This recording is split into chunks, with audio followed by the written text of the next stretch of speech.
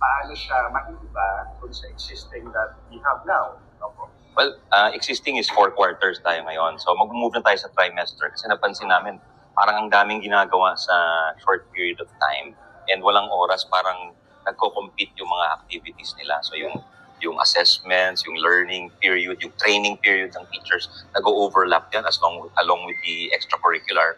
So binigyan natin ng mas maayos or orderly yung trimester. Tapos dun sa trimester, meron tayong oras para sa lahat ng aktibidades nila. And meaning there's an opening time. Each trimester will be about 50 to 61 days. And then meron tayong time for continuous learning talaga.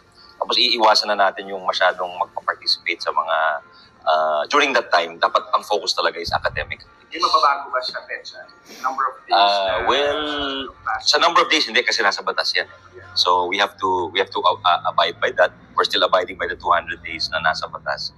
Pero ang gusto natin, mas may oras na si teacher para mag-assess, para mag-train, mas maraming oras si estudyante para sa pag-aaral na dire-diretso na malalim, na deeper learning.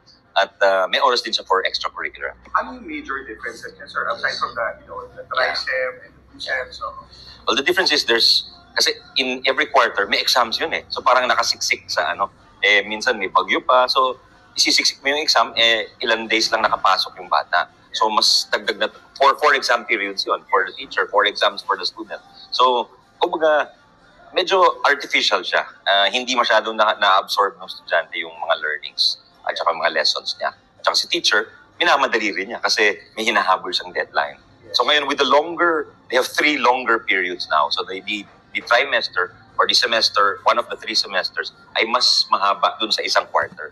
So may oras siya dun for everything. Does this mean, Secretary, na first semester, iba yung subjects para yun muna yung matutukan ng mga estudyante? Ganun ba? Well, the subjects, the curriculum is essentially the same. Hindi natin binago yung curriculum. It's just the way of delivering the curriculum that changed. Okay, pero walang Decem, ganito, Decem. Well, talagang may schedule naman yon. So we'll just have to slot the lessons or the competencies within the trimester. It's for the public schools, but private schools naman may leeway kasi may kalayaan naman silang gawin yung gusto nila. So pwede silang 3, 2, 4. But of course, we encourage them. A lot of private schools ay gumagawa na ng trimester. Meron dagdag budget ba to sa pagbigyan ng changes o wala naman? Wala namang dagdag budget, wala ring dagdag burden. It's actually frees up time for our teachers and our students to